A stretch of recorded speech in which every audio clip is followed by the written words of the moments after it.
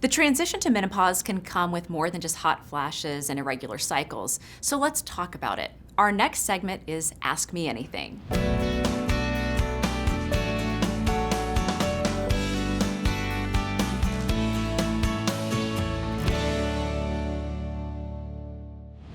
Our expert today is Jessie Schnell, a nurse practitioner with ThedaCare Behavioral Health. Jessie, thanks for being with us. Absolutely, I'm happy to be here. So you're going to talk through some of the emotional symptoms that women might experience, and we're hoping that you can maybe give us some tips and advice to help us deal with those things. Sure, absolutely. Okay, let's take a look at the first one here.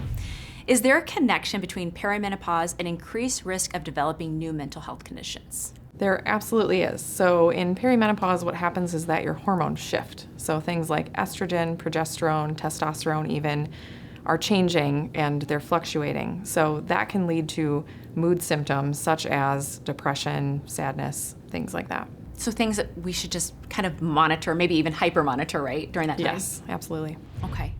Why do I cry so easily now? Is this an everyday sadness or just perimenopausal depression? Why does that happen?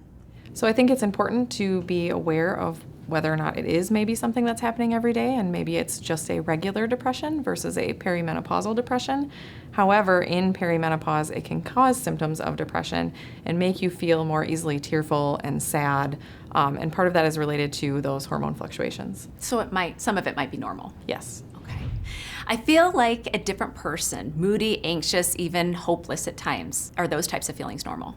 Yes, actually, the American College of Obstetricians and Gynecologists say that common mood symptoms in perimenopause are things like irritability, sadness, anger, sudden onset of rage, things like that. Again, things that we might be all experiencing that may not feel like they're okay, but they are. Yes. Okay. Next one here. Sleep is sometimes a struggle. What can I do if I'm exhausted, but I cannot sleep? So the first thing you can do is make sure that you have really good sleep hygiene.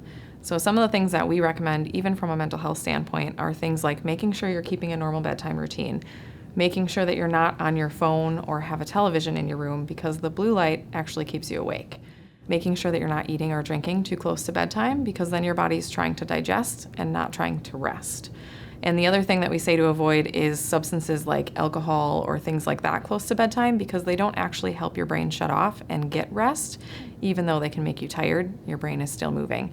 So I would definitely recommend having that good sleep hygiene first. And after you do that, if you're still having struggles, then it's a good idea to talk to your healthcare provider about things that could help in addition, like supplements or prescription medications. Oh, those are all really good tips. Next one, I'm really struggling with my emotions and sometimes I feel like my symptoms are ignored. How do I advocate for myself? The best way to advocate for yourself is to make the people that you're talking to aware of your symptoms. So the best place to start is usually your primary care provider. Make sure that they're hearing you and hearing your concerns and really taking the time to understand what you're looking for and the questions that you need to have answered. I always recommend writing down your questions as you think of them because otherwise you forget them when you go in by your doctor. If you feel like your primary care provider maybe isn't understanding what you need or doesn't have the knowledge you're looking for, then I would recommend going to someone like an OB/GYN because they really specialize in the hormone piece with menopause and perimenopause. All right, these are wonderful insights. Thank you so much for your expertise and your recommendations. We appreciate it. Yeah, absolutely.